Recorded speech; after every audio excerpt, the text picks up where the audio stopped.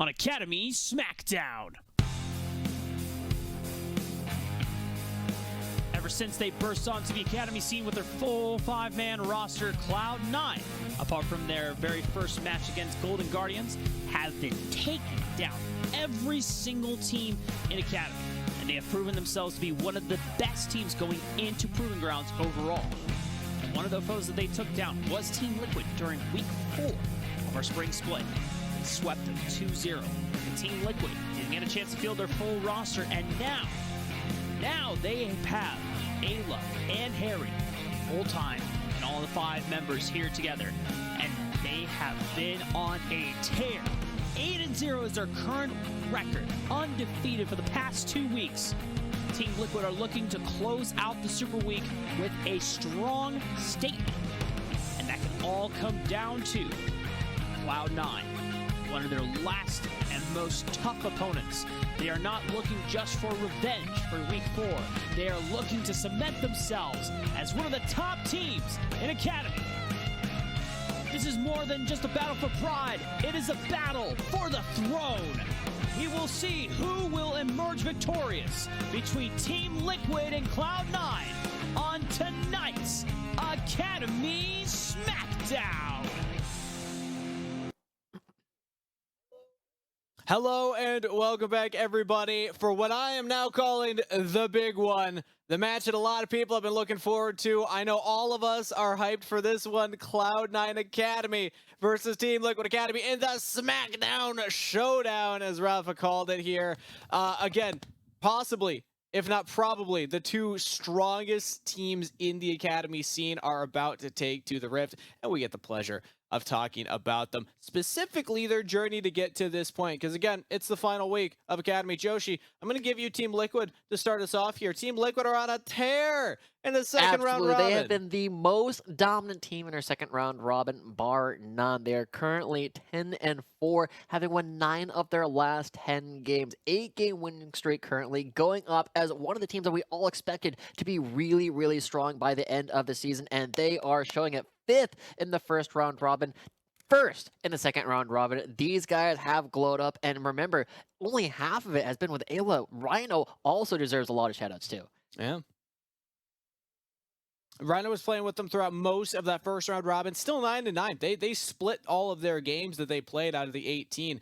And now they're looking to go for that top seed if they can make a big run here at the end, a big surge. But Cloud9 are a very tough opponent to go up against. So let's start talking about them, Rafa. Cloud9, the big story from them. They've also had a lot of roster changes throughout their spring split so far, but also one of the teams that have had this uptick in the second round robin. Cloud9 also looking like a very scary opponent. It took them until week 3 before they got their full roster in, right? And their welcome mat was not as friendly as they would have liked, as Golden Guardians gave them a slap across the entire series 2-0. But then right after, Cloud9, I remember me and Josh were remarking about how well Cloud9 recovered within less than 12 hours. That first day, pretty awful, but then ever since then, Cloud9 have done a great job at gelling together and really buying into the playstyle that has really developed around the mid and jungle duo.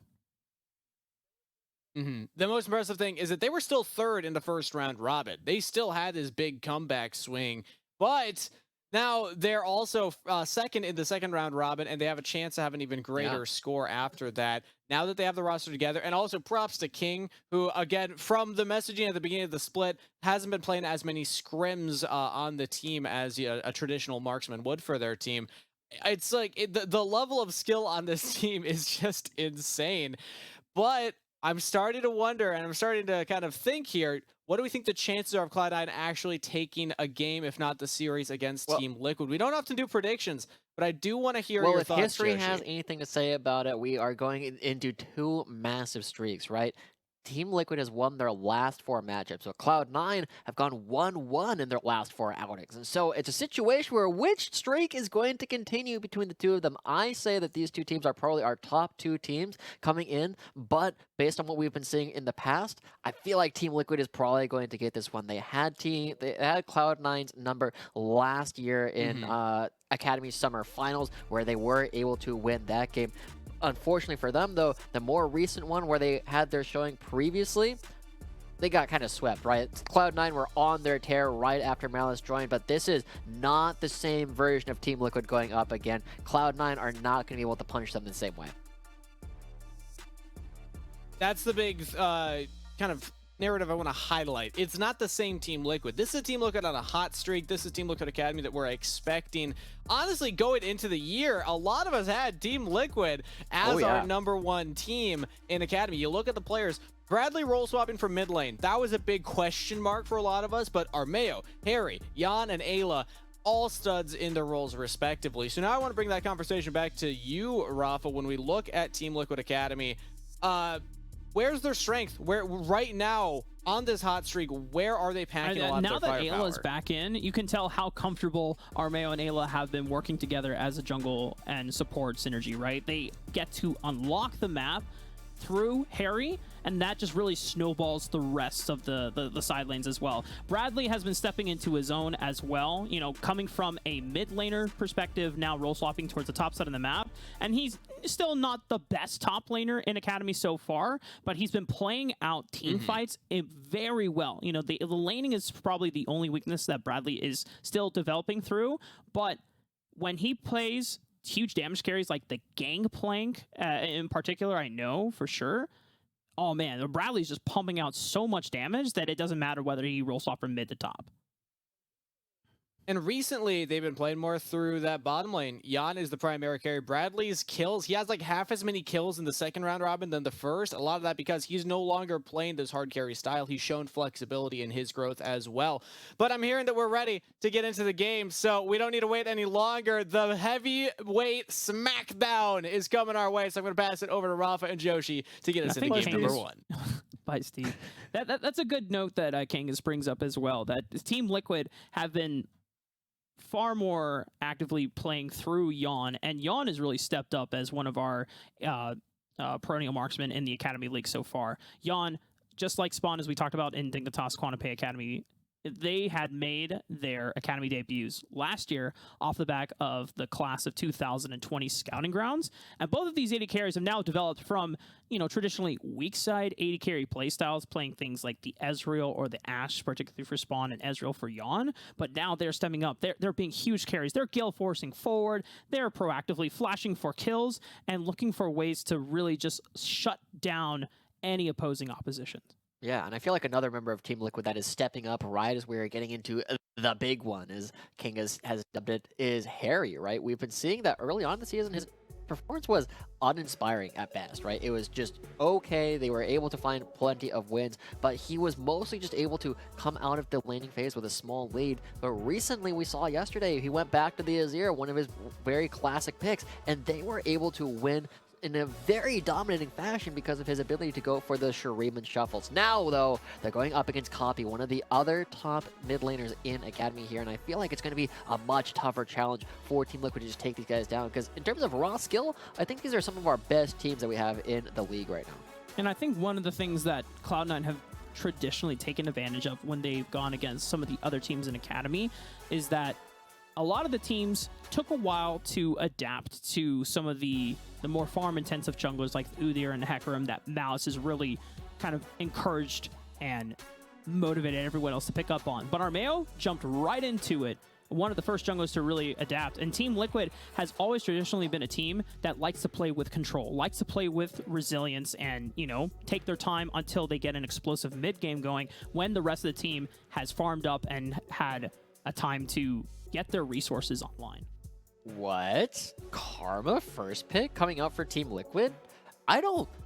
I'm shocked, right? We see that there has been 4 junglers banned, but crucially, the Udyr is still available for Malice. You know he's going to be stepping that right on up, and you're not even picking up, you know, one of your 80 carries. There's still the Jinx, there's still the Zeri, and now you're giving Cloud9 the option to pick up both the Zeri and the Udyr coming out right off the bat. Team Liquid have to have something in their pocket, right? We've seen some very spicy drafts coming out from their coach Spawn, who's said in the past, like, yeah, I gave my players all the tools necessary to try and actually win this game. I wonder what's up his sleeve. Now, a quick question. I just want to check in. Is this still a flex option for Darshan in the top lane with Zeri, or with the nerfs, is it still like it's only bot lane viable. It is about as good in top lane as it has always been, right? It is okay, right? It's the kind of thing where you can really punish some champions up in the top side of the map in the same way that a lot of other marksmen, but it's not necessarily something where you are expecting it to go there. Darshan has been the only person who has played it so far that I'm aware of, and I expect it to kind of continue in that fashion. And what is happening? This is a very different draft coming out from Team Liquid, right? Not to say that it's bad, but this is kind of out of left field. The Karma first pick followed up by the Ezreal. They're really focused on trying to create a big poke environment to make it very difficult for King to play whatever AD carry, whether it be the Zeri or something else. And the scary thing, Mark, I hadn't even considered this, they might be able to get both Jinx and Zeri. There's not a lot of teams that could do that, but Cloud9 is one of them. And wow, so maybe something in the scrim environment this past week has led a lot of teams to believe that, like, say, you know what?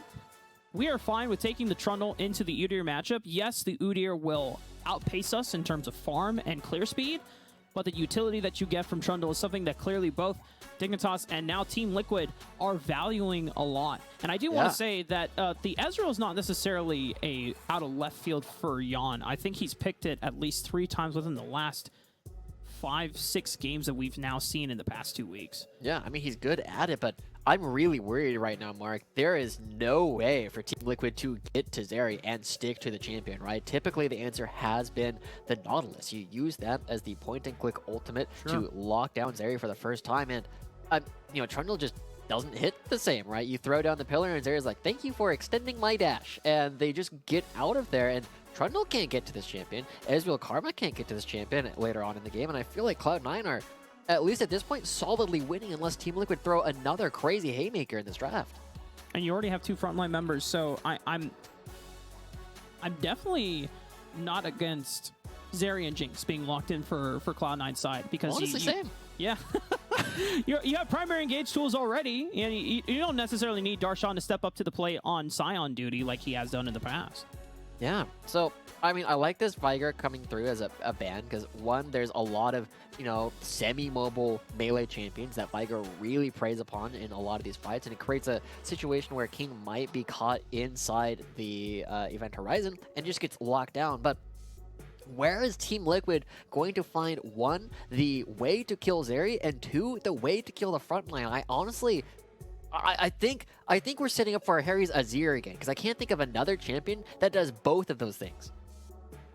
Now, how many times have we seen in the past, though, that when Azirs go a little too far forward and get lost in the sauce trying to pull off the primary engage, and then...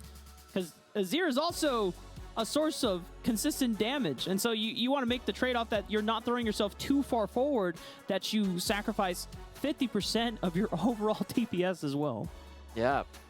It's a very big gamble no matter what they go for. These hovers are a little bit surprising, but Jan is a bit of a troller dog when it comes to the champions that they are actually going to lock. And it's going to be Bradley going for the longest 0 seconds I've ever seen in my life. I swear to God, man, the 0 seconds has to be like 5. But it's definitely a situation here where even now, like, how do they get to Zeri? How do they deal the damage that they need to? How are you going to get this ball in the right place? Like, I love the zone control coming out for Team Liquid, but you don't control these fights at all. It is 100% nearly controlled by the side of Cloud9, right? You have to go for these kind of shockwaves from flanks. You have to use the cannon barrage in order to slow down multiple members on the front line. And I feel like Team Liquid have opted into the kind of fight where they say, we cannot kill Zeri, we cannot kill Ahri, but we can kill your front line. And when those guys are dead, you are no longer permitted to walk up. And so Team Liquid, I gotta say, as we go into the big one, into the slobber knocker, into our #1 SmackDown coming here in this side of the bracket, I feel like Cloud9 got everything they wanted. Primary engage from the Nautilus. Udyr can also create space as well. And you have the proactivity from Copy's Ahri here as well. Spirit rushing forward, looking for charms to pick off multiple members. I will say the one thing that Team Liquid are banking on, I'm not necessarily saying it's, you know, better than Cloud9's composition, but they have a lot of zone control, right? You have the ball, you have the pillar, you have barrels as well, and you can create space by moving around super fast every time you have Mantra Inspire up. Yeah, so Team Liquid have drafted for themselves a composition that requires a ton of discipline. And that is something that I think is cool, but also something that is they have opted into something that is hard to execute, right? This is the kind of thing where you cannot go too far forward. If somebody gets hit by a knot hook, that's not supposed to. If you are in a position where you are taking too much damage from the Jace poke, suddenly this composition crumbles. You have to be dodging everything. You have to be in the right place. You have to be controlling the right choke points. You have to be at objectives first. And if any of these things stop becoming true for the side of Team Liquid, Cloud9 are in firm control of how all these fights are going to be shaping up. And so we might be seeing, you know, I don't want to be talking about the Doomsday too early, but I definitely feel like Cloud9 are going into this with a big advantage because their composition is so easy to play and so traditionally Cloud9. And the other nice thing about Cloud9 that even though that Team Liquid have all this zone control, they have decently long-range ways to just get damage and chip away at Team Liquid, right? You already talked about how Zeri, the later the game goes, the longer her burst fire range gets. It's extended, and the movement speed makes her pretty much damn near unlockable or uncontainable. And then, of course, Darshan is going to be aiding in that because he can fire accelerated shock blast for additional siege and poke. Yeah, so the players that I'm looking at on Team Liquid to kind of overcome some of their issues. One, Yan and Ayla can have just a ridiculous laning phase. That will solve a lot of their problems if King and Isles are just not relevant in the game. But realistically, the players that we have to pay attention to are Armeo, doing the same thing that XU did in the previous game, where he has to create plays early on up against Malice, or he's going to get outformed to death. And two, Bradley. When you are playing a Gangplank, your job is to farm up until you're strong enough to effectively one-shot or remove an AD carry from the fight with your Cannon Barrage plus barrel combo. And if you can't do that, King can't really participate.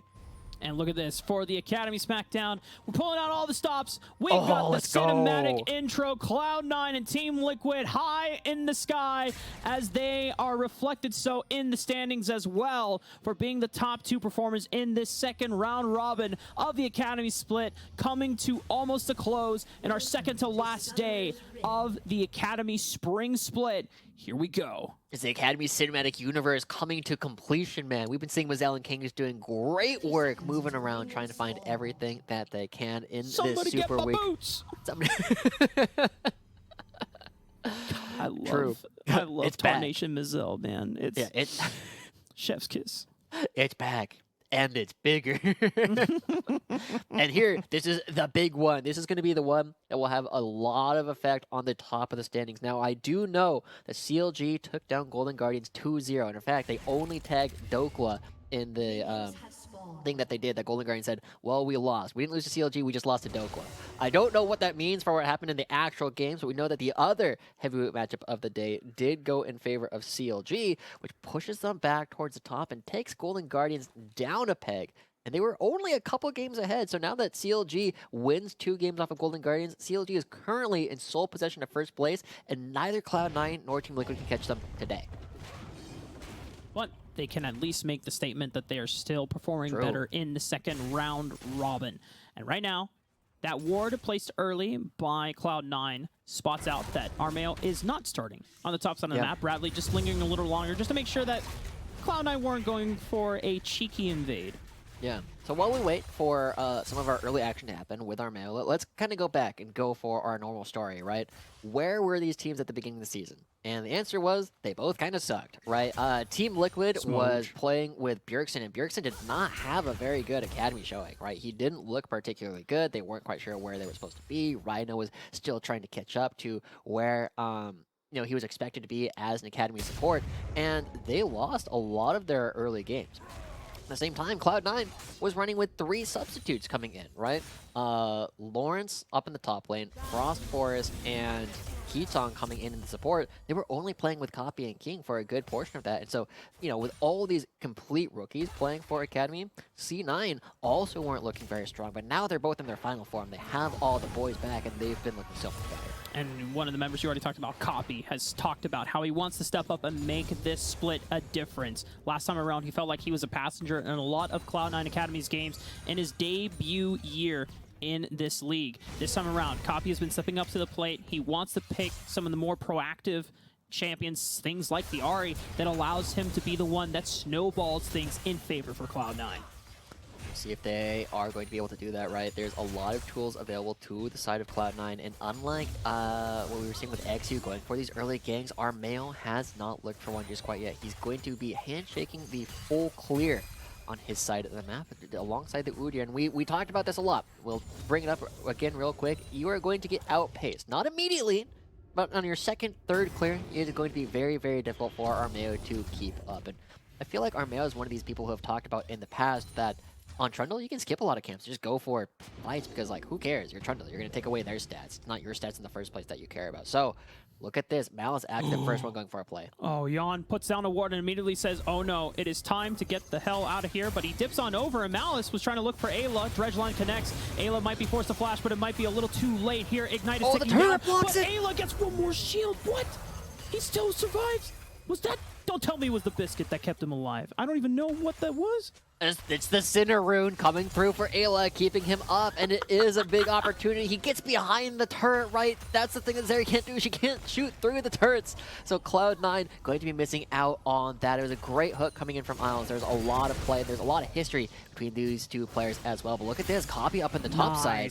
Proactive roam. They've already called missing. Bradley's got to know that something is up. Copy is showing now his face. Cutting off the minion wave, preventing it from coming in. Darshan crashing this minion wave. Bradley still has a lot of HP to work with. Charm goes wide, but the damage and the burst is enough to pick up first blood.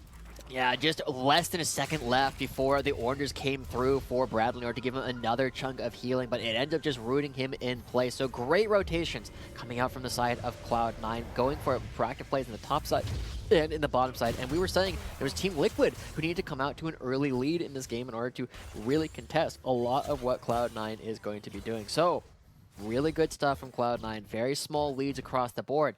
Will they be able to continue keeping that up? Because the fact that Team Liquid are down right now isn't the worst thing in the world. They really come online when they start getting to their completed items. When Ezreal has his Essence Reaver completed, when Bradley has, you know, the Essence Reaver or Trinity Force done. That's when these teams come online. That's when we can kind of expect them to be looking for these big plays. All right, that was pretty sweet. Click. This is a skater. Skater boy. Oh, that's a good song, actually. That throws me back to 2002. Good times. Now, Malice wants to punish the fact that Bradley is slightly overextended and has 50% HP. Armeo's going to spot a Malice. So Bradley got a dip and dodge and weave. Malice pops the ghost. They turn right into Armeo, but a huge chunk of burst damage. Bradley looking for the final ticking blow. Darshan doesn't. Oh, he goes down. The trial by fire finally makes its way. Oh, and Harry! No way! Command protect into Shockwave saves Armeo's life, and they take down Malice. Dude, both of the shutdowns going down around Armeo. The Trundle passive comes in clutch, keeping him alive from all of those fights. And this is really big, right? We were saying, even with the early proactivity coming out from Cloud9, it's not over. As we take a look at the replay, I was a little bit worried for Team Liquid, I must admit, because Cloud9 have a great ability to just focus down one person at a time. But because it is Bradley who's not taking any fights, we actually go back to live to see Yon die. Cloud9 say, you know what, you don't get to live your moment, Team Liquid. We're making plays of our own. They've already locked down Ayla. Don't tell me Copy gets another one, just one more on attack, but the Orbit Deception barely skates on by, and Jan throws up the question mark emote for the maximum BM. Let's go for our big one, Mark. Both teams are here to fight. Look at the roams that are coming through from both sides. Harry's gone top lane, Copy's gone top and gone bot, found kills in both of them. So many flashes, so much fighting across the board. We knew this was going to be an exciting one just because of the stakes. I wasn't expecting it to be this explosive right off the bat. Every single one of these players has something to prove. Things are going to be... You know what, they slowed down for a little bit, but I don't know the next time that things are just suddenly going to explode out of hand. Now, to take stocks of some things, no one has completed their first Mythic yet, but Cloud9 have picked up the first Dragon of the game, and the Rift Herald is spawning in 30 seconds. Yeah, so... I mean, I think the big thing we're going to have to pay attention to is which mid laner is going to be able to get priority. Copy has a bit higher base damages right now because of the fact that Harry is maxing the Q, as you normally do on Orianna, to be fair, but it means that he doesn't have the same kind of wave control as Copy will if Copy wants to get it. And now, Isles coming from the top side, Harry's not ready. Oh, was potentially looking for Harry to flash or just dash towards the back end of it, but stepping forward, dodges out on the gank, not even having to burn the summoner spell. Nice look from Isles, unfortunately doesn't get them anything. Cloud9 still have time to prep for Rift Herald, but because Isles spent his time roaming to the mid lane, he has to go back bot lane. Yeah. Oh, I love this dance coming out from Darshan too. Notice how he's constantly just trying to stay out of Q range from Bradley, and he does a great job in another hook lands. Ayla doesn't have flash from before. This could be huge for Cloud9's bot lane, but Ayla still managing to stay alive. The Now minion the damage. tether, and look at that. Yon able to answer back, plus the ignite from Ayla. Team Liquid bot lane still maintaining their strength. Look, Isles trying to fight so aggressively. Copy has ult, so this should just be a poke ult. Poke ult. Copy. Flashing charm. Oh, no, not even a flash. It's just Spirit Rush, but the turret shot is going to now put Harry in a dangerous predicament. Neither jungler is there to punish. Darshan getting a lot of damage onto Bradley. Malice is here to support and hover in case Armeo shows up through the river. No. And it looks like they're going to get this crash down. Orange is in its K. Man, trying to bait Darshan in. Shock Blast goes wide. Everybody, again, just brawling, and Armeo and Malice are not one to shy away either. Both of them just go through. Armeo will be picking up the Scuttle Crab as a Shock Blast narrowly misses Bradley. Oh my he does an God! orange! That's the lethality Jace, baby. You know, serrated Dirk and a tier. I mean, the tier is not going to give the combat stats, but the base damage plus the lethality is enough to just take down Bradley. And that's kind of what we're expecting, right? Bradley is not as strong of a laner right now as Darshan is. Darshan has been one of our most dominant laners this entire season. And somebody that Dokla is like the only other top laner that I really feel like I need to worry about in all of Academy has been Darshan this season. And we get to see a little bit of why, just knowing his champion a little bit better, a little bit more aggressive, and able to find these solo kills and kind of turning around their misfortunes. But Mark, 3-3. Less than 100 gold between these two teams after 10 minutes of constant fighting between them. And I don't think the action is going to stop anytime soon. Look at this. Isles getting ready for the Hex Flash. Looks for Yon. He gets the Arcane Shift out. Lightning Crash for the extra burst damage. And Malice is there just to burn him down. King picks up the kill. Now Malice is going to find a wild Ayla here. Ayla still has Flash. Shouldn't be in any real danger, but there's a lot of burst damage already coming out from Malice in Phoenix form. Ayla has to walk away. And it's going to be a ton of plates that gets picked up by King. Dude, Isles has only missed one hook this entire game, but everything else he's been going for has been landing. He just is on fire with his ability to find all of these plays. And Yon and Ayla, who won the 2v2 previously, now in a bad spot because of how much CS they are missing. And I think this is the largest gold lead we've seen so far, and it's only 800 between these two teams. But man, Armeo just trading back and forth. If people are looking at Academy teams to pick things up, I honestly feel like both these teams would not be the bottom LCS team. Just like the way that they play and the way that they move around is so smart. Don't do it. Okay. I thought Alex was about to yoink the big chicken nugget away from Armeo, but he waits his time, waits out for the Chomp plus Sheen proc to ensure to get the maximum burst damage down. We still have another dragon to play for Josh in about 50 seconds time. The first one went over to Cloud9. Darshan still inflicting his wrath against Bradley. That's so much damage. Jace, baby! Lots of damage coming through, and Bradley needs to be very careful. He's out of corrupting potion stacks, and an accelerated shock blast could kill him. Darshan, I mean, when you're sharing a team with Summit, and we already know Summit has been bopping kids in Champions Queue with the Jace and Gnar, especially, there's definitely a thing or two that you can still learn. But Team Liquid are here first, and as teleport is expended from Bradley, they are going to be up in the top side. Bradley might turn it around. He has Cannon Barrage. Hold up. It's the golf swing. Okay, Team Liquid dropping this bottom lane as well. And as we said, they are in position first for this upcoming dragon. But Cloud9, they're not far behind as the turret goes down. Lots of gold goes over. And nice Arcane Shift from Yon, buffering the dredge line so that he doesn't get locked down by Isles. And despite a lot of plates going over to Cloud9, King in response and catching out Yon, Armeo still able to equalize it for his bottom lane, making sure that they are the ones maximizing their resources. However, they have ceded control of this Dragon Pit. Cloud9 have 4 members, while Team Liquid don't have everyone else in position. Everyone's going for the reset, so now it is Cloud9 that have 2 dragons to themselves and 2 dragons away from Soul. Cloud9 does this quite a bit, right? They love setting up the clocks for their opponents. They're always in a situation where they feel like they are going to be outscaling their opponents. And this time, it's a little bit less clear, right? There's some range differentials that they will need to worry about for King and his ability to actually hit some of the members of Team Liquid. But we will see if they are able to leverage that, because it is a situation where there's so much zone control coming out from Team Liquid. And as we are now in the mid game, officially, right? I feel like that's the really old term, but as soon as Ezreal hits his Trinity Force, we are officially in the mid game. It is a position where Team Liquid are now coming into their own, so expect them to start making moves very soon in order to kind of turn this very small gold lead they have into something potentially bigger. And the nice thing about for Cloud9, knowing that a lot of the damage that comes out from Team Liquid is not consistent, it's just strings of bursts, that Mountain Soul will do so much work for them, apart from just the extra resistances that you're going to get, but the extra HP shield denies so much potential for Team Liquid in those fights. So now Team Liquid are going to be pressed to be the first ones to get to the pit this time around. I think they should be able to do it, right? You're talking like Cloud9 already has the soul mark. Like we still have at least They have the 8, 2 9 first minutes. dragons, and it puts them on a little bit of timer, you know. You know, 10 there's minutes. a timing. But again, like I don't think it's obvious that Cloud9 win the next dragon fight, right? That is still going to be during a lot of Team Liquid's power spikes. Bradley almost has his Trinity Force completed, and you're seeing that the damage coming out from Jace is a little bit low right now, right? With the Ninja Tabis completed, or excuse me, the plated steel caps. It's not the easiest thing in the world for Darshan to just push Bradley around. And so Gangplank gets to resurge a little bit now that he has his completed item. And Team Liquid, I mean, I think this is our longest period without champions hitting each other, at least on screen, that we've had this entire game. Things have been a little calm ever since no the aggressive bottom lane fights. exchange. Yeah. I think either it was the... No, I think it was Darshan's solo kill was the last kill that we saw on the Rift. Ever since then, things have been pretty tame. Everyone just collectively handshaking and saying, you know what, I'm going to farm, you're going to farm.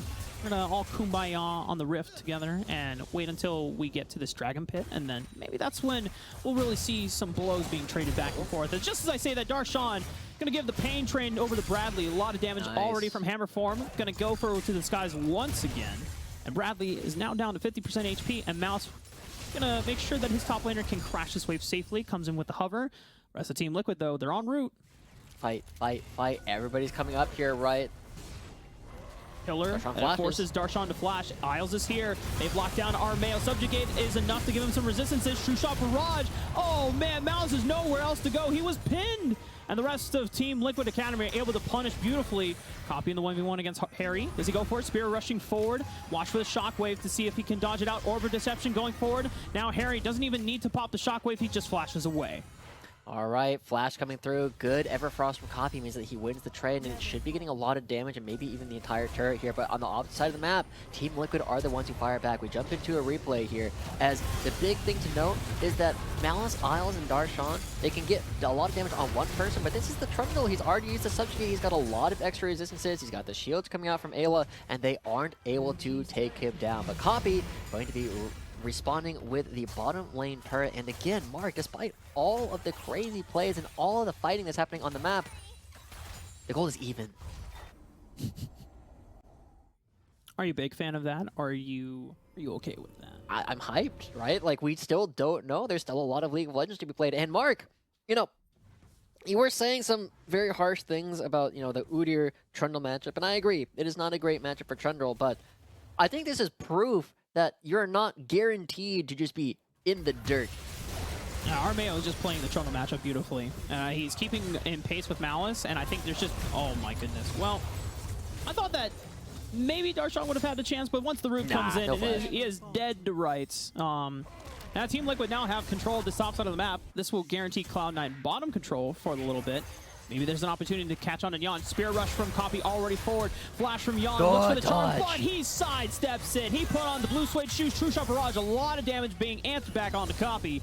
No one's going to be able to follow up and take him down, as Harry already burned the flash, so cannot get in range for the shock wave. But Cloud9 are forced to retreat back, and this is just off the tail end that Team Liquid picked up Rift Herald as well. Yeah, the Spirit Rush and whatever Zeri's ultimate is called, both used in order to try and pick up Yon. He blows both summoners to their credit, but it is still a situation where Team Liquid are first to the objective, and we said that's what they need to do. They have the zone control, they have the tools to keep Cloud9 off, and this should be a fight where Team Liquid are very happy. They're only really waiting for Cannon Barrage to come back up, but other than that, they're in firm control of this. And Ayla, maybe looking for Darshan. He might get blown up. Oh, they don't know! They're too slow! He's got nowhere else to run. He's going to turn on to Bradley, see if he can at least trade 1-for-1, but Bradley will keep his distance, goes back in. Yon is the one that takes him down.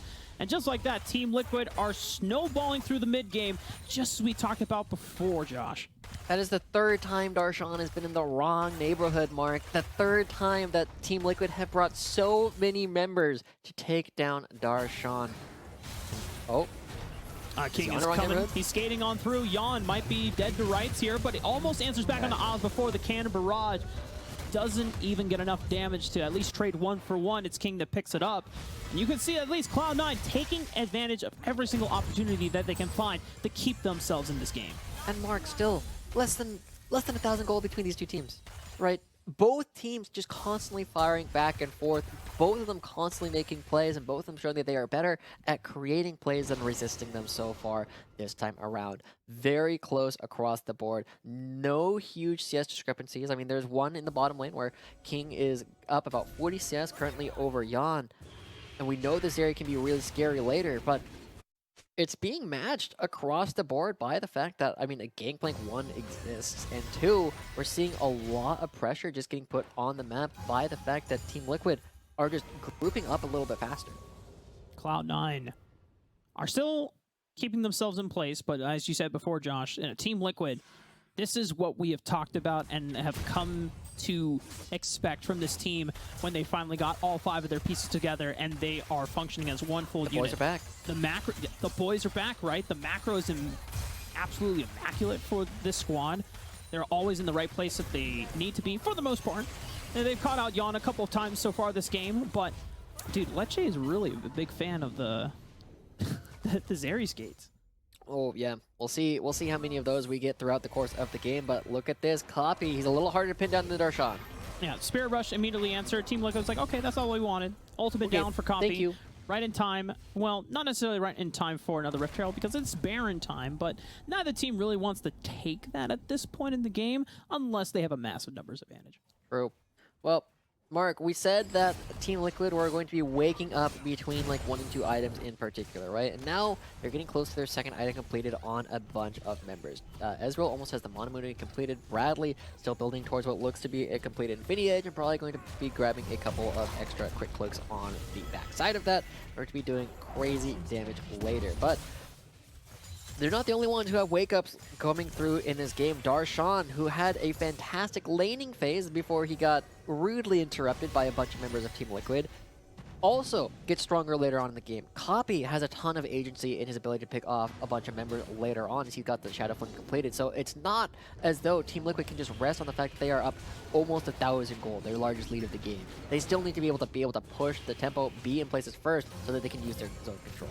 And Team Liquid still haven't answered how they are going to deal with Zeri. Nice charm from Coffee. Shockwave is not going to be enough from Harry. Teleport is coming in, though. Armail has the flank. Isles goes down thanks to the cannon barrage, and Bradley is now here in person, live and in charge, baby. He's got the parlay. He's got the shots. He takes out a double for members of Cloud9. Lightning crash from Zeri over the wall. King finds Ayla, trades 1 back.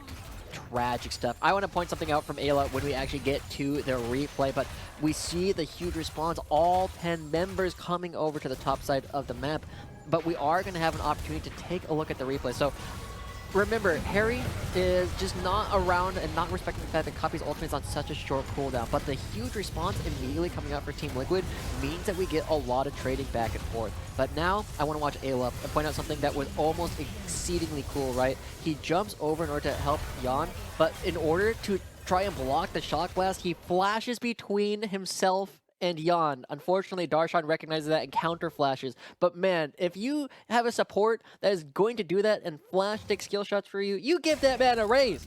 This man is here. Get down, Mr. President. You know, the last time I saw a support do that, flashing in front of a skill shot, I was Lost Boy from TSM back in 2014. Let's go. You know, we took the Braum Winter's Bite. I think it was against LMQ. Oh, good stuff. I mean, he's just thinking, but Darshan one step ahead, also using that full Cerebellum as we see the rest of Team Liquid trying to run down Malice. Oh, nice barrel, though. Bradley on the side looking for the 1v1 against Coffee before he gets the reinforcements of the rest of Cloud9.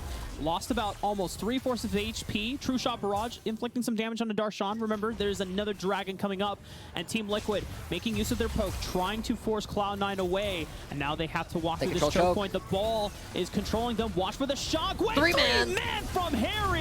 It doesn't kill Cloud9 quite yet. I'm gonna hold down to my energy here, but now Cloud9 are on the run and they get run out. Isles is the one that falls, and Cloud9 can't even pick up the dragon either. They're forced to retreat. Yeah, that's what I like to see, Harry. You just throw that there, you say, you can't walk through here. Oh, you're gonna try? Sorry, here's a shockwave. Get back on the other side of that. The only thing they were missing was the follow-up, right? If they had the cannon barrage ready, but it was off cooldown. If there was a barrel in the correct space, but it was also not quite there. We get to see why Team Liquid are so good at this play, right?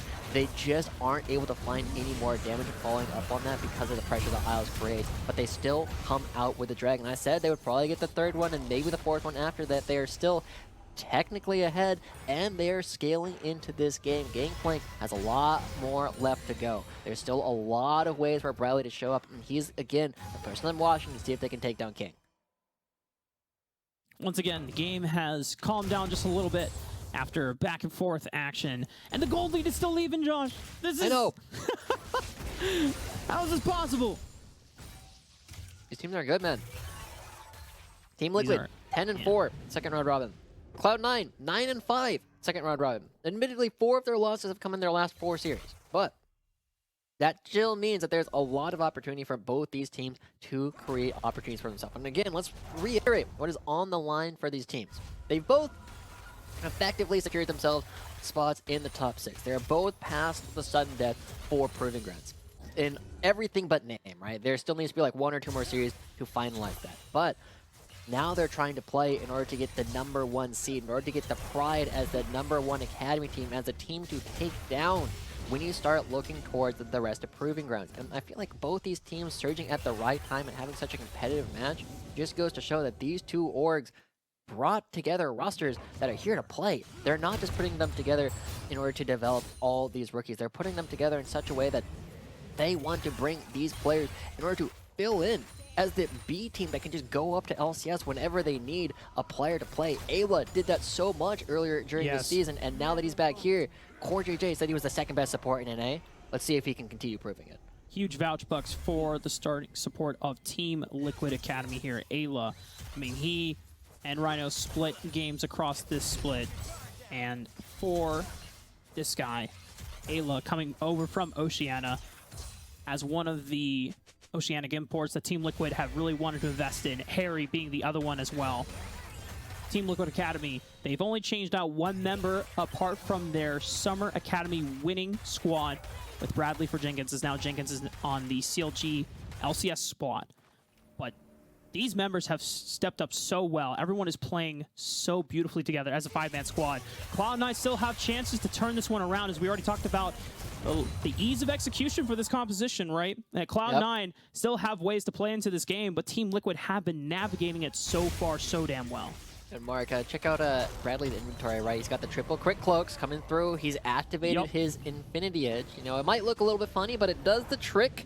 He will slowly upgrade those into like code. You know, Zeal items and whatnot in order to make sure that he gets the active effect out of those. But for now, it is a very efficient way to get your Infinity Edge online, and he is spiking very hard right now. So we'll see if Bradley can hit these barrels. It's something that we've paid attention to. He does, you know, everything you need to on Gangplank really well, but something that I've been looking for, and something that we aren't often seeing from him, is when he steps up to the plate and just says, no, I'm going to carry them. He has the money this game.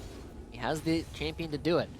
Now he needs to start looking for these barrels in order to follow up that shockwave, in order to take down King, in order to make sure that Darshan cannot play in these team fights. He has the tools to do it.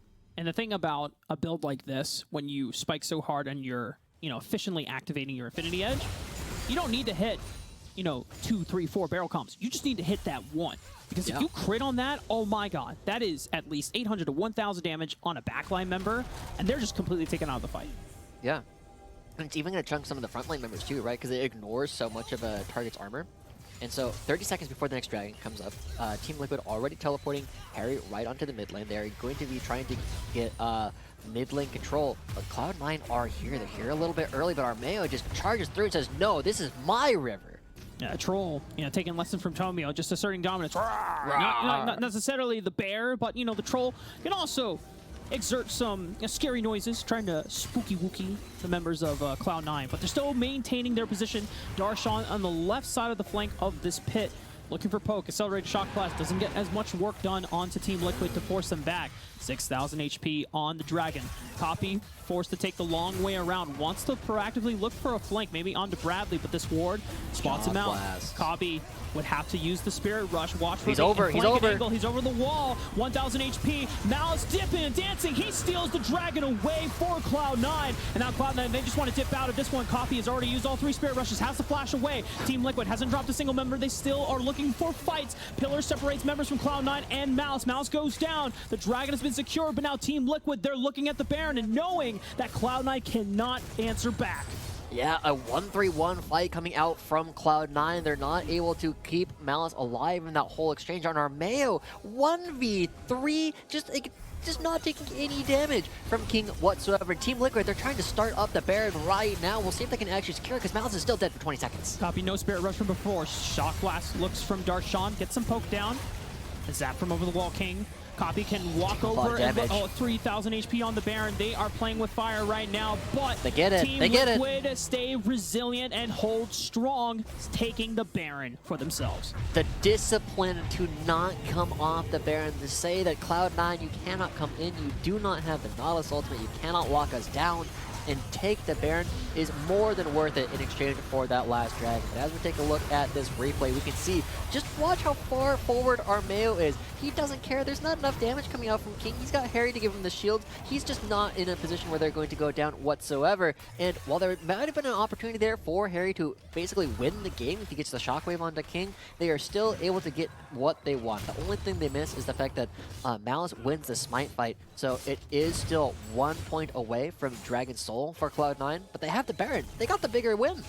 Team Liquid now has so much siege potential, and with already the range advantage of Yon's Ezreal, Bradley's Gangplank, if they can line up these skill shots and force Cloud9 away, despite some of their own range advantages that they have from Jason Zeri, they still have to be cognizant and be careful about how far they step up forward, because too much burst damage. Bradley's not here. Things Copy looking for the charm forward. Nice stopwatch from Harry. Dodges out on the skill shot. Malice looking to close them on down. Shockwave still available, but not used quite yet. Team Liquid are just forced to flash away from danger. Okay, Harry, I see you keeping yourself alive there. I was pretty sure you were a goner, but Team Liquid are going to kite away from the end, pick up the turret on the other side of the map. Team Liquid playing this beautifully. They get 2 turrets after getting attacked like that. A great play coming out from Team Liquid. And now for the first time ever, Mark, we're seeing more than like a 2,000 gold lead for either team. Team Liquid now in a position where they can try and take us down. And the discipline, I said this composition was going to be hard to play, but they are showing the discipline you need to play it. And you can tell that Spawn is having a little proud dad moment right now, just watching the composition, because he knows how much finesse it requires to make this composition shine as much as Team Liquid are making it do, because the execution level required for it is so damn difficult, but they're the ones with the 3,000 gold lead. They're the ones with the Baron buff, and Team Liquid are pushing through this mid-game strongly, as they are now well into the late game in 31 minutes. Yeah, we'll see what happens. We already see the Lord Dominic's completed for Bradley, right? He's got one of the crit clothes completely transformed. He's working on another one. Probably going to be the Zeal Grievous Wounds item, but okay, Bradley!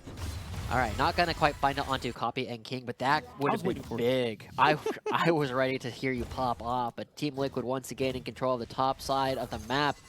Can they close this one cleanly? Harry is mostly out of mana.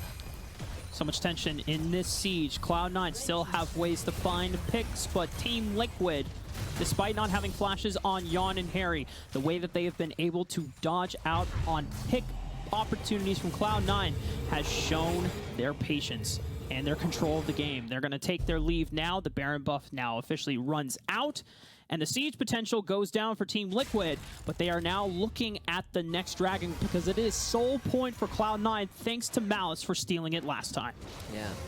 So now, I mean, also checking in on Malice versus Armeo, right? Again, we were seeing 100 CS differences last game between Chad and XU. Now it's about 50, which is still nothing to shake a stick up. But oh god, Bradley. Oh no.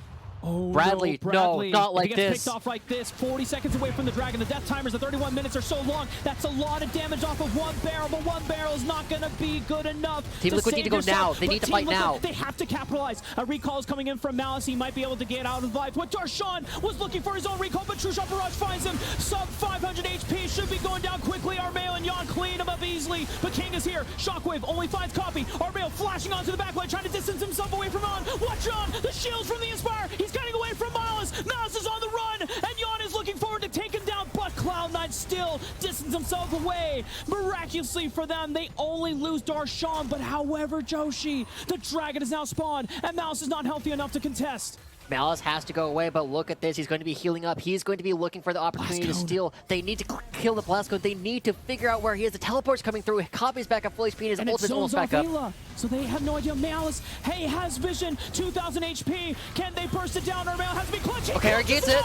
No mountains so far either team quite yet. Everyone is on 3 Dragons. Team Liquid still fighting it back and forth. A teleport is coming in. It's going to be Bradley. Can he find the barrels here? It's just the parlay shotgun to the face. It's not even a shotgun, it's a pistol. The Pirate catches in for a double kill. And it might just be enough numbers that Team Liquid, they might not be able to end the game, but they're going to look for structural damage in the base. Okay, King has not been able to find the damage, and Team Liquid are going in. This should be an inhibitor turret falling, and the inhibitor Copy and Isles are still dead, and this game has been absolutely stupendous between both squads. Are they going to try and end? Ayla has no HP, and John taking a lot of damage. Team Liquid, hold your horses, man. I know that's your mascot, but you got to rein it in back in. Team Liquid, you've got what you needed. Time to take that reset. Get ready for the next objective. Okay, 40 seconds left, and Team Liquid are going to be able to back away. We're going to get an opportunity to see this replay, and oh my gosh, we said that Team Liquid needed to fight right away. This is one of those things that happen where you have such a narrow window. If you let Zeri come through, the material advantage is too big for Team Liquid to overcome, but they go. They find Darshan, and after another absolutely crazy fight where front lines are and back lines are running around, it ends up being a position where Team Liquid, Ayla on this Karma, I questioned it at the beginning, but he keeps the members alive and with enough HP to pick up the Mountain Dragon. Baron is up in 4 seconds, Josh. And this is a question that Team Liquid are going to ask Cloud9. Do you want to contest us around the Baron pit with supers pouring in through the mid wave? There's not enough minions prepped on the top side of the map to force them there, but there's a minion wave slowly building up on the bottom side. So I imagine Team Liquid, they don't have to rush this down. They can play the slow game. They don't have teleport advantage for Bradley or Harry. Darshan can still answer, but you can see how much pressure that Cloud9 are feeling, that Darshan has to answer through the mid wave, looking for poke and answering back. Yeah, we're starting to see a little bit that Yon, without a whole lot of lifesteal in this build, ends up taking a lot of damage from all the poke. He's been taking a little bit more than maybe he ought to, but Team Liquid still going to be pushing forward. They're buying a lot of space control, and the question is on to Cloud9. As long as Team Liquid are pushing forward like this, Cloud9 are the ones who need to make the play happen. So, as we see people back away, Ayla, out of wards, needs to go back in order to pick up a couple more so that they can see what's going on. Red buff goes over to not Yon. It looks like it's Harry, meaning that Yon going to be missing out on a lot of the regen that he's been needing to keep himself alive during these long extended poke situations. Bradley, or the rest of Team Liquid, they're not yet creating pressure around the Baron, and I'm a little surprised that that's happening. I feel like they want to wait for this Dragon, because 4 Mountain Dragons is insane. It's 24% extra tankiness on every single member. Team Liquid are so damn durable, and it matches so well with their resilience this game. This has been a team composition that, you know, we had questions about in the draft phase. It's like, I mean, this composition can work, but it requires discipline, right? It requires fine execution. They've been doing so damn well. 5,000 gold lead at this point in the game, but it doesn't take anything away from Cloud9. Malice has kept them alive thanks to 1 Dragon Steal that could have been Team Liquid at Soul Point on the last one. Yeah. Cloud9 now have to answer back on this Baron. Ooh. Okay, as we see this coming through, Malice is in a position where he has to try and go for a steal, but he's getting zoned so hard. Look at the zone control. Harry's not going to let him in. So fast. Malice goes in, 1,500. He wants to burst it through, but they take him down. The jungler is gone for Cloud9. King gets routed off by a pillar, but she'll still be able to stay out to safety. Copy. Oh my gosh, does he have flash? Yeah, he has flash. He should be safe, but it's a lot of damage. Whoa, Yon! It's up now. Burst him down. That's 2 members gone. Josh, this could be a Team Liquid. They have the Baron. They have super minions pouring into the base, and there's not enough wave clear from the side of Cloud9. Oh, the hook misses. They're just going through it. No engage opportunities available from Cloud9. One Nexus turret will fall. Team Liquid have to play this one out delicately, making sure that they do not get taken out. Get him! Whoa, Let's go, Bradley! Exerts his dominance as the Pirate King and the King of top lane. Flashing on to Darshan takes him out, and that will guarantee victory for Team Liquid. Cloud9 11-4 now in the second round robin. One of the best games I think we've seen all season long. Both these teams came here to fight. Both these teams came out swinging, but it was Team Liquid with the crucial decision in the mid game. They were able to pick up the Baron buff and win the game from there. I am so impressed with the way that both these teams were able to play this one out. There were so many opportunities for either team to blow out a lead, but neither team was willing to give an inch for so long. This is the major SmackDown, the big one that we have coming in. The best Academy teams going at it head-to-head, and they are showing why they're at the top of the standings. Cloud9 held on for so long and had so many ways that if Team Liquid slipped up, they could have easily punished, but Team Liquid rarely gave them any mistakes to capitalize on. And that is the beauty of the play that we just saw from Team Liquid Academy. And this was the squad that we were expecting to come into the split. And it took a little while to come and get the composition together, to get all 5 members on the same page. It took a little while to developing, and of course, some of the roster changes were preventing that from gelling together. But now, this is Team Liquid fully on form. This is the Academy powerhouse that not only we were expecting to see dominate Academy, but also Proving Grounds when we get there starting next week. But for us, we're going to be going to our post-game halftime show after this break with Kinga, so make sure you stick around. Welcome to Week 8 of Academy. Much like my wonderful co-caster Joshi last week, I've been asked to give a short list for the Most Valuable Prospect Award, something we will be awarding at the end of our 8-week Academy regular season to the player who we believe will net an LCS team the most wins by the end of 2024. First off, I want to start with Dokla. I firmly believe that this was a Most Valuable Player award. It would go to Dokla, and it would not be close. I think that COG has built a style playing around Dokla, dominating the top lane. And the reason that I believe he is a Most Valuable Prospect candidate is because of Dokla's growth. When he played in the LCS back in 2018, Dokla was one of the weaker top laners. I think that his play has come a long way, and it leaves question to a lot of orgs. Have we gotten the ceiling out of this player? Can Dokla continue to improve? And in order for Dokla to continue to improve at the moment, I think he needs to be an LCS. I think he has been dominating the Academy talent pool, and he is worth moving up a level. Another frontrunner for me, and this might surprise some people, but it would actually be Busio. I think that Busio is a diamond in the rough support prospect, and a lot of that is because he came from mid lane. The fact that he was an elite prospect at mid makes Busio so unique, and we see some of those mechanics emerging in his play on the Rift at support. His thresh has been next level, and I think a lot of Busio's issues are just getting caught out, getting used to the support role, and flowing, moving around the map with the team. Given his base level of talent, I think this makes his ceiling so incredibly high that given what the award is, I legitimately believe that Busio should be in this conversation. I legitimately believe that Busio is someone that should be in the LCS in 1 to 2 years, and I think that he is someone that everyone should have on their radar right now. Therefore, I think he still qualifies to be in the race for this award. Now, another no-brainer in the Most Valuable Prospect would be Cowrie. Cowrie is an unreal marksman. He has carried EG in nearly all of their victories. He is pumping out so much damage. You can tell that this guy is next level when it comes to his role. I think he would improve LCS teams tomorrow. Now, the one thing I want to see Cowrie improve on is expanding that champion pool. He's only played 5 champions so far in Academy. I think the more champions that Cowrie can show that he is elite at, the more that his stock goes up. And I already think, given the 5 champions that he has shown, even the skill set in there as a marksman, he is elite. He should be at the next level, and I think that he is a great candidate for this award. The last frontrunner for Most Valuable Prospect would be Copy. I think that Copy has really leveled up his laning phase, and that has helped Copy shine in more team fights and have him shine as an individual. He is always someone that has been a great enabler, a great facilitator on past teams, working with junglers like Kenvi on 100 Thieves Next to get him ahead, even working with Schernfire last year. I think the way that he works with Malice, a lot of it is coming from his solid lane phase, and I think that he's doing much better at transitioning this into the later stages of the game. Copy is a very exciting mid laner, and I think he's the front runner out of all the mid laners for this award, therefore also goes on my list. These are the 4 names that I'm keeping an extra eye out for on the Rift in Week 8, so keep an eye out for them and everyone else as they look to race to prove who is the most valuable prospect at the end of Academy Spring Split.